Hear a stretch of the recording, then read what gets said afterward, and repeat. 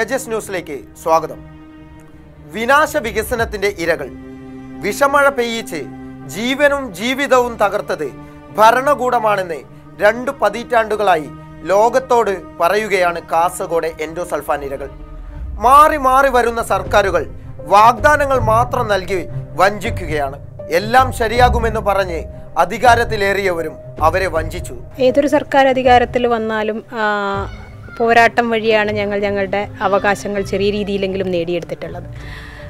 ഒരുപാട് പ്രതീക്ഷയോടുകൂടിയാണ് ഞങ്ങൾ 2019 ഫെബ്രുവരി 3 തിരുവനന്തപുരത്ത് നിന്നും വണ്ടി കയറുന്നത്. കാരണം വാക്ക് പറഞ്ഞാൽ പാലിക്കുന്ന മുഖ്യമന്ത്രി, ഞങ്ങൾക്കത് ഒരുപാട് പ്രതീക്ഷയായിരുന്നു.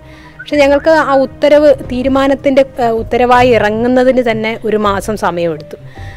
വളരെ മറ്റു കാര്യങ്ങൾക്കൊക്കെ പെട്ടെന്ന് തീരുമാനമെടുക്കുന്ന മാറി മാറി വരുന്ന ഭരണകൂടം എപ്പോഴും ഇത്തരം വിഷയങ്ങളിൽ ഒരു മെല്ലെപ്പോക്ക് സമീപനം സ്വീകരിക്കുന്നതായിട്ട് തീർച്ചയായിട്ടും ഞങ്ങൾക്ക് തോന്നിയിട്ടുണ്ട്. ജനുവരി 30 എൻഡോസൾഫാൻ ദുരിതബാധിതർ സെക്രട്ടേറിയറ്റിന് മുന്നിൽ അനിശ്ചിതകാല പട്ടിണി സമരം ആരംഭിച്ചത്. എൻഡോസൾഫാൻ പീഡിത ജനകീയ മുന്നണിയുടെ നേതൃത്വത്തിൽ നടന്ന സമരം ഉയർത്തിയ മുദ്രാവാക്യങ്ങളെല്ലാം ഇടത് വലത് മുന്നണികളുടെ മുഖത്തേറ്റ അടി തന്നെയാണ്. സർക്കാർ നൽകിയ വാഗ്ദാനത്തെ തുടർന്ന് ഫെബ്രുവരി 3 സമരം ഒത്തുതീർപ്പാവുന്നത്. ഇത് വഞ്ചനയാണെന്ന് തിരിച്ചറിയാൻ അധിക കാലം വേണ്ടി വന്നില്ല.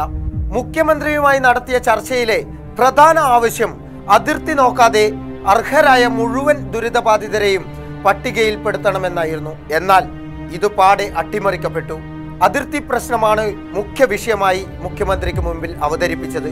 ഇക്കാര്യത്തിൽ അനുകൂല തീരുമാനമെടുത്ത് ഫെബ്രുവരി 10 സർക്കാർ ഉത്തരവിറക്കുമെന്നായിരുന്നു ചർച്ചയിലെ തീരുമാനം.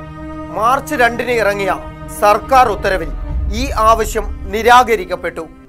11 ദുരിതബാധിത പഞ്ചായത്തുകളിൽ താമസിക്കുന്നവരെയും അവിടെ നിന്ന് പുറത്തുപോയി താമസിക്കുന്നവരെയും മാത്രമേ പട്ടികയിലേക്ക് പരിഗണിക്കുള്ളൂ എന്നാണ് പുതിയ ഉത്തരവ്.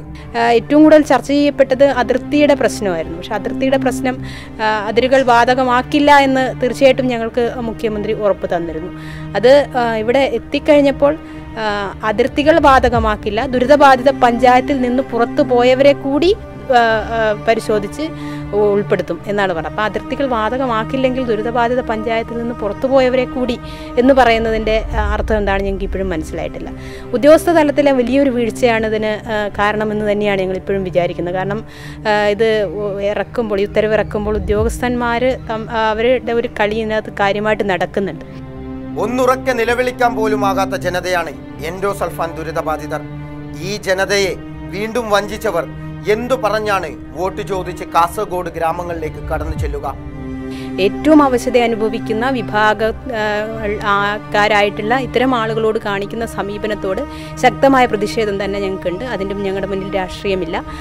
ഞങ്ങൾ ഏത് രാഷ്ട്രീയ പാർട്ടിയായാലും ഈ പാവപ്പെട്ട ദുരന്തം അനുഭവിക്കുന്ന മാറി മാറി വന്ന ഭരണകൂട ഭീകരതയ്ക്ക് ഇരയാക്കപ്പെട്ടവരുടെ ഇവരോട് കാണിക്കുന്ന ഈ സമീപനത്തോടെതിരെ ശക്തമായ പ്രതിഷേധം രേഖപ്പെടുത്തുക തന്നെ ചെയ്യും. പബ്ലിസിറ്റി സ്റ്റണ്ടിനു വേണ്ടി ഇനിയും കയറി ഇറങ്ങി വഞ്ചിക്കരുത് ഈ സമൂഹത്തെ. നീതിക്കു വേണ്ടി നിലകൊള്ളുമെന്ന പൊറാട്ട് നാടകങ്ങൾ കളിക്കാൻ ഇനിയും ഇവരെ തിരഞ്ഞെടുക്കരുത്.